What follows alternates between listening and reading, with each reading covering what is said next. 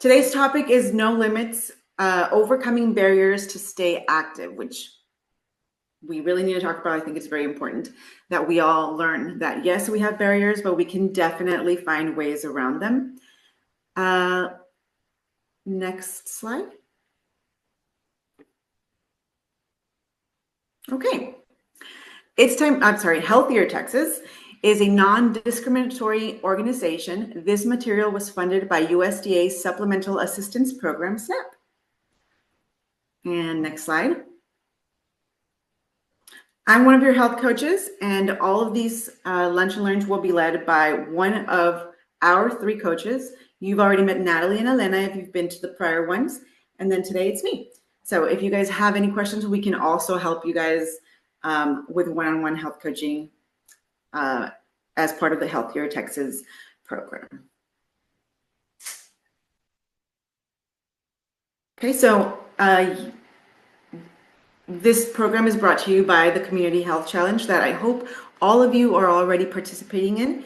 If you are here, you can get points on the app. So make sure that you guys can go on there and either signed up for the webinar and should already have received points, or you can go on your app and check in basically, and you'll get your points for that too, okay?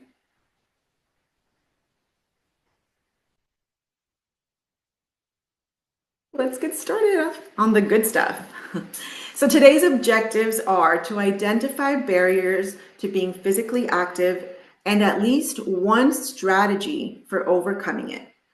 2, to apply strategies to set and maintain achievable goals related to your health journey. And 3 is to describe health barriers and propose solutions in a group discussion format. So by the end of today's call, I hope that everybody will be able to have identified what's stopping them from being active and have at least one strategy to overcome that barrier, okay? Next slide. Questions here, you guys, because if you have questions for me, I'm going to try to answer them on the chat. So please, if you have any questions, we are going to save your questions for the end. We do have a portion of this webinar saved for questions, but if there's anything that you need to ask now, you can go ahead and put that in the chat, okay? One of the most common barriers, and I hear this probably on a daily basis, is that we just don't have time to exercise for a lot of things, right? Sometimes we don't have time to go to sleep early or get a healthy meal in, but today we're talking about physical activity, so let's focus around that. We don't have enough time. So today I'm going to give you a few examples of ways that you can go around that, right? So move during small breaks in your day, and this is something that I tell my clients a lot. I call it snack workouts, because every hour, at the end of the hour, 5-10 minutes, you can get up from your desk, especially if you have an 8-hour desk job, right, where you're just sitting most of the time. If you get up every hour for 5 to 10 minutes and just walk around your desk, or maybe go downstairs, come back upstairs, take a few flights of stairs, or even what I like to do is get a few squats or push-ups in next to my desk. Maybe you can do like 5 to 10 push-ups once an hour at the end of the hour, right? And so those little breaks really add up. That's why I call them snack workouts, because sometimes you can get more out of those than out of one whole hour of just like doing something. The other thing is walking during your lunch break. And again, you don't have to do all of these, just one of these can help you. If you have time during your lunch break, most people get 30 minutes for lunch. You can eat and then maybe go outside and walk around the building. And then you kill 2 birds with 1 stone, because you got your steps in and some fresh air and some vitamin D, and you're ready to take on the rest of the day, right? And then the third one is write down a scheduled time for physical activity into your routine. Super important, but also keep in mind not to let it be too flexible, right? Because it might be, we put it in our calendar and then, oh, something else came up, so we move it and we move it and we move it until we just never end up doing it. So put it in your calendar and make it a non-negotiable. find a time, even if it's just once a week, to put it in your calendar and actually get it done, okay? And yeah. So if you guys, does anybody struggle with getting your workouts in during the day, or has anybody tried snack workouts before? Let me know in the chat group. The second thing is I'm afraid I will injure myself. This is a possibility if you're somebody who's hasn't been working out and you just jump straight into doing something. First things first, warm up and cool down properly. It'll go a long way to keeping you from getting any pulled muscles or injuries, hurting your bones, your knees, things like that. Find activities that are appropriate for your age, fitness levels, and health goals. Yeah, exactly. You come back to work with a little bit more energy and oomph on your step, right? So I wouldn't recommend that you go and jump into like a super hardcore marathon or something from one day to the next, right? You need to warm up and train for that. So any exercise class that you take, keep in mind that you can always start at your level. You do not have to keep up with the instructor if you're and doing a class exercise. Just go at your level. And it's a great way to measure your progress too, because, let's say you show up to this class and you can only keep up for 5 minutes. Next time you show up and you keep up for 10, right? So go at your own pace, but keep showing up. And then the third one is choose activities with minimum risk, like walking or swimming. And I love walking and swimming because although they are, like it says, minimum risk, they're some of the best exercises, full body exercises that you can get. And they also have you can also measure progress, right? You can walk faster, you can walk longer, you can walk uphill, you can walk downhill. And so there's lots of different ways to adjust your workout to keep getting stronger and healthier every time. And I hope, let me know in the chat if you guys, how many of you walk on a daily basis, even 10 minutes a day. Maybe you can do, a 5-minute walk after lunch and one after dinner. And, those are very helpful. Have group classes that I attend with people I know that helps with accountability. Definitely. I know that for a fact. Your friends check in, hey, are you coming to class today? And that helps you keep coming. Dogs, people, yes, take your dogs out for a walk. They need their exercise just as much as you do. Okay, the next one. I don't have the skills to exercise effectively. Okay, start slow, right? First of all, always start where you are. Walking and climbing stairs absolutely count. Like I mentioned before, it's a great exercise. Climbing stairs is so great. In fact, there's a machine called Step Climber. So definitely it's a great exercise to begin with.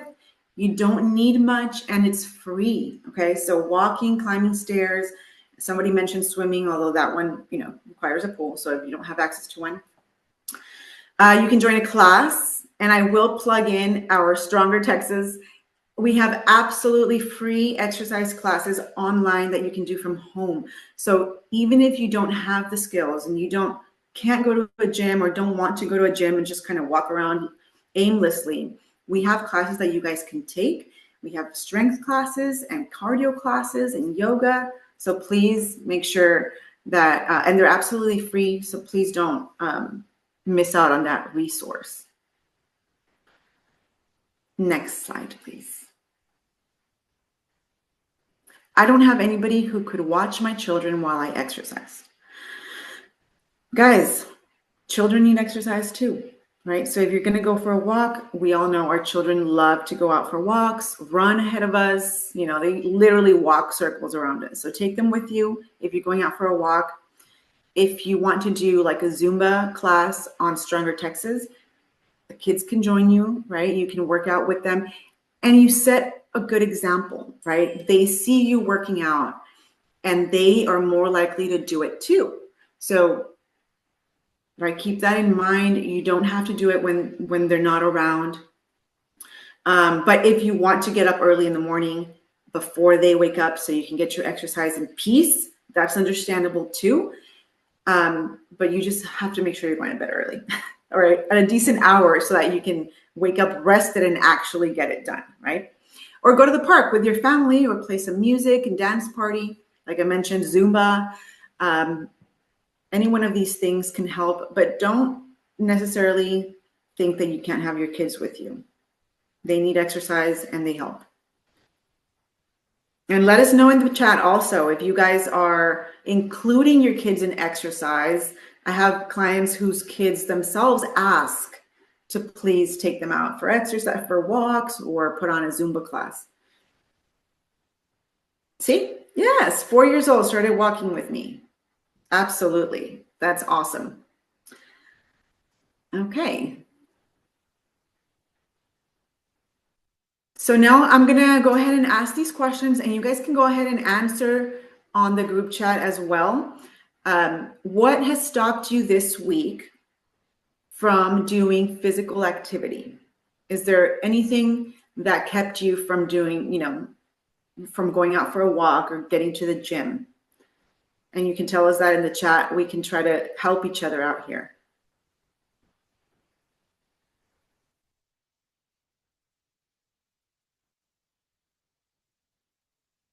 Prior commitments. There's always going to be prior commitments, you guys. We have to make it a priority for ourselves. I had treadmills in the garage and it was too cold. It was definitely cold. We can move the treadmill inside, right? Let's see, the weather. Yes, absolutely. The weather is a very good reason why most people kind of didn't hit or go outside for walks this week, and it's completely understandable. We're from South Texas and are not used to this weather. An injury. Okay. 10 days. Okay, but you've been walking. Walking is physical activity, Jessica. You were in a car accident, no exercise for 10 days, but you've been walking. And that is, like we mentioned before, that's exercise. So you're fine. Whiplash. Okay. Next slide, please. So we can go to the next question. How do you feel after doing physical activity and how does it impact your day?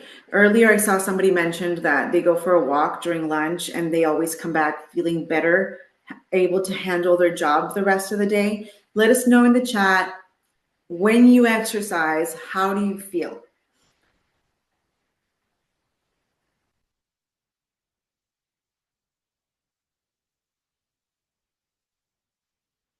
Helps me distress. Yes, definitely helps with stress. I feel limber and lighter. Nice. Good. Tired. I always feel great. I definitely get the endorphins. Definitely. I mean, it's something that exercising, for some reason, we always struggle to get it done, but you never regret it, right? Every time you get it done and it's like, boom, I feel better. What was I thinking not wanting to do this? Gets your mind off of problems. You accomplish something good. It makes me feel better and more energized for the day. Absolutely. Good. Awesome. Next slide.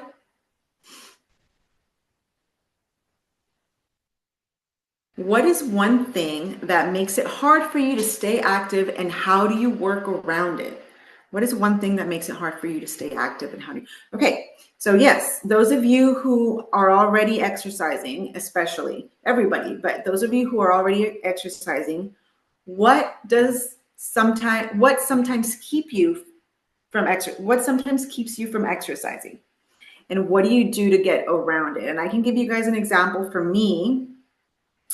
Well, definitely the cold. I have a garage little gym and it's been cold. So I did start going to the Y for exercise there. Work can sometimes keep me hurting during the WOD, but I feel good afterwards. Yeah.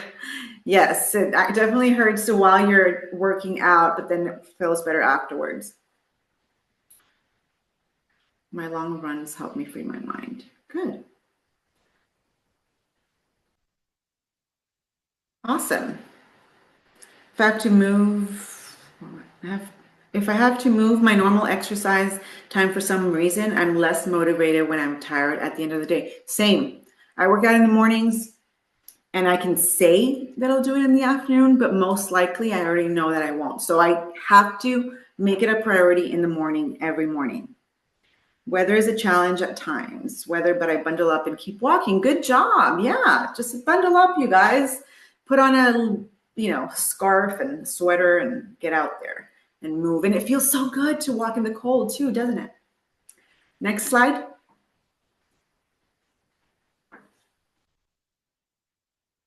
Okay, if you guys have any questions, please put them in I was going to say Snapchat, in the chat, and we will answer them now, okay?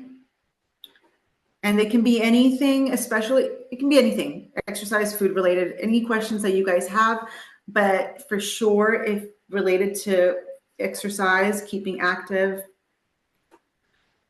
2 exercise classes for Zumba on the 24th and chair yoga this morning. Nice. How did you like the chair yoga? I hear some good stuff about that class. Isabel, somebody asked Mm-hmm. in the Q&A, what does it mean if you feel tired or sleepy after exercising?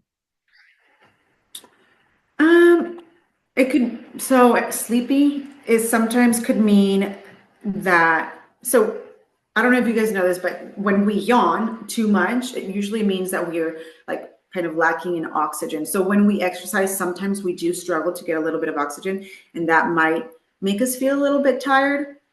It could also mean that you just haven't been exercising for a long enough period of time. And so at the beginning, your body's going to struggle to adjust to that and you'll feel more tired than usual. But the more that you do it, the better your body will start to feel after exercise and eventually even ask you for more exercise. And if it's anything else other than that, I would definitely recommend getting checked by your doctor and making sure there's not any other sort of issue there. Where can I get full body workouts online? We have our Stronger Texas classes online. They are free. They're through Zoom, so you can do them at home. And we do have full body exercise classes. So, and I think we're going to go over, I think there's a slide in here that says which classes we have. But we have Zumba, we have strength training, yoga, they're all full body. I'm going to get some light stretching. And I want to recommend the new class. I think it's only once a week on Fridays, and it's the Rise and Thrive. I love that class because it's all mobility stuff, that movements that we do just living.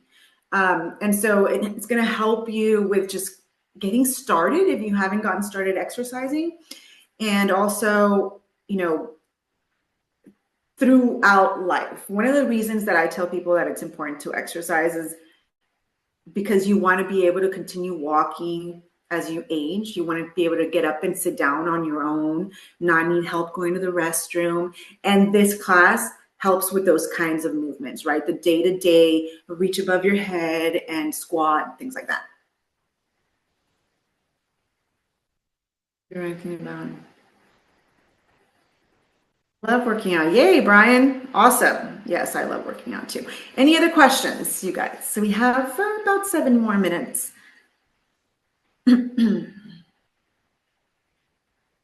Super heavy and do not want to move. How can I fix it?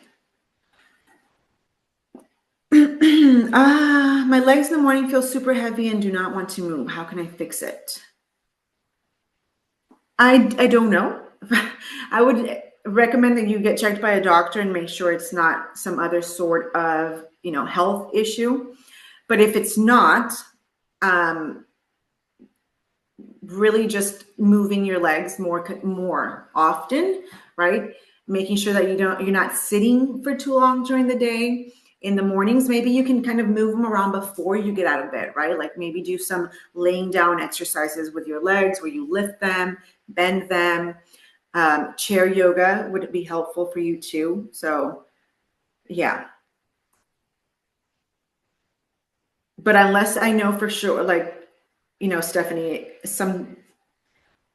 unless I know for sure that it's not like a health issue, If it's not that, then it would just be, moving more often will help fix that. Any other questions?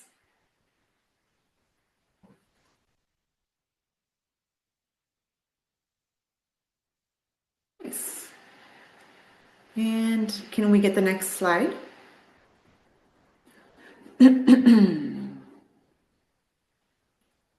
Thanks you guys so much for participating in today's, can you have the last 3 slides? Kyla, can you ask that question again? I don't understand it. Is CrossFit a good and healthy workout? Absolutely. CrossFit is fantastic exercise. I would recommend, if you haven't done it before, what I mentioned earlier is start at your own pace. And CrossFit gyms are pretty good at knowing, right? When a person just started, they're not going to expect you to go super hard, and nobody would want you to do that. So join it. If you want to join a CrossFit gym, I completely recommend it. I recommend you go at your own pace and not overdo it, okay? The ones with the questions. Oh, sure. Did you want to see the questions again?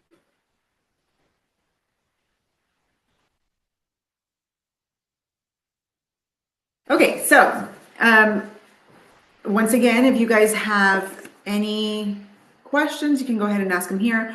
Also, remember again, we have the Stronger Texas. I'm sorry, Liliana, can you go back one? This one, yeah. So we have health coaching, one-on-one health coaching for everybody. It's absolutely free. You guys don't want to miss out on that resource. If you have any specific health and fitness goals that you're working on, we can help you, and it's free. So don't hesitate. You can either call or text that number or scan that QR code, and one of us 3 health coaches will be more than happy to help you, okay? We also have Stronger Texas fitness and nutrition classes. Again, cardio and strength, kickboxing, mixed fit, yoga, Zumba, and Pilates, 6 days a week, all fitness levels. And we are all bilingual, so you guys don't even have to worry about that either. Again, both of these resources are free, so don't miss out on those very good resources. You can go on to the next slide, Liliana. And that's all for today. If you guys have any more questions, we'll be here a few more minutes. Is vibration plate machine good? I haven't tried it. Actually, I did. I tried it once a few years ago. I don't know. I just laughed. At the moment I started vibrating, I couldn't stop laughing. So I don't really know. But I would definitely include it as part of your workout, but I wouldn't say as your sole thing that you do. Before you go, may you please show the slides again with the questions. Liliana, can you go back to the questions? Kayla, we'll be sending a recording of the video after the slides so you can have that on record. And then regarding the vibration platform, yeah, I agree. The theory behind the vibration platform is for bone mineral density. And so if it's something that you're needing to improve upon, your bone mineral density, then talk to your doctor, build a plan around the vibration platform. But Isabel's right. Have a well-rounded physical activity program, right? Not just one type of exercise. Right. And strength training is great for bone density also. Right. So, definitely try some strength training as well. Thanks, Ricardo. Yeah, of course. I honestly, my friend had one in her garage one time, and I was like, what is this? Oh my God, it's really fun. And everybody should try it because it is a really fun machine to get on, but. Yeah, I have a master's degree in exercise science, and we had one in our lab, and it felt great to do stretches on it. Like the stretch was enhanced by the vibration. So it does feel good. So like all things in exercise, context matters. And so if it's something that it fits in your repertoire, if it's something that you feel you need or your doctor recommends, then definitely give it a shot. Absolutely. And yes, like Ricardo mentioned, we recommend you guys, it's kind of like supplements, right? A supplement all on its own without making any other changes isn't going to do much for you, right? You want to make it part of your lifestyle, healthy eating, exercise, sleep, and then the supplement will probably have a better time at helping you out. Anyway, thank you guys so much for joining us today. Thank you, Ricardo and Liliana, for your help during the webinar. If you guys have any questions, we will be here again next week. So anything else that you want to add, Ricardo, before we go?